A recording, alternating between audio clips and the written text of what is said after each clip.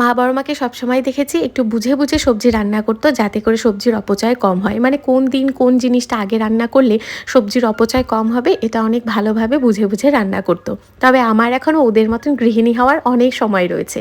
একটুখানি দেখার অভাবে লাউ শাকটা কেমন নেতিয়ে পড়েছে।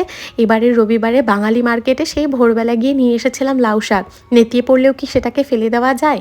এটা দিয়ে সুন্দর কিছু রান্না করছি। মুসুরির ডাল সেদ্ধ হতে বসিয়ে ভাত বসিয়ে দিয়েছি আর গরম জলে সয়াবিন ভিজিয়ে রেখেছি। এবার লাউ পাতাগুলো বেছে যেগুলো ফেলে দেওয়ার মতন সেগুলো ফেলে দিয়ে কয়েকটা লাউ পাতা বেশ সুন্দর করে ছোট ছোট করে কেটে নিয়েছি।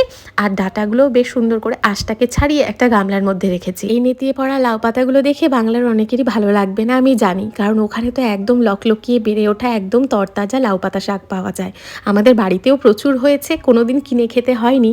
তবে এখন এখানে তো অভাব এই জিনিসগুলো, তাই আর কি নেতিয়ে পড়া লাউ পাতাটাও ফেলতে মন চাইল না। যাই হোক, একটা বড় পাত্রে জল গরম করে কয়েকটা কাঁচা লঙ্কা দিয়েছি, যেই ডালটা সেদ্ধ করে রেখেছিলাম সেটাকেও দিয়ে পরিমাণ মতো নুন, হলুদ, ডাঁটা, লাউ পাতা শাক সমস্ত কিছু দিয়ে সেদ্ধ করে নিয়েছি। সেদ্ধ হওয়ার পর সামান্য একটু চিনি দিয়েছি, অন্য একটা বড় পাত্রে ঢেলে রেখেছি ডালটাকে। অনেকগুলো রসুন ছাড়া এই রেসিপির স্বাদই আসবে না, তাই অনেকগুলো কোয়া রসুন ভালো করে থেতো করে কড়াইতে তেল গরম করে শুকনো লঙ্কা আর রসুন কুচি দিয়ে বেশ অনেকক্ষণ ভাজা করে নিয়েছি। তারপর ওপর থেকে ডালটাকে দিয়ে ফুটিয়ে নামিয়ে নিয়েছি। এই ডালের স্বাদ যে কী অমৃত, যে একবার খেয়েছে সেই জানে।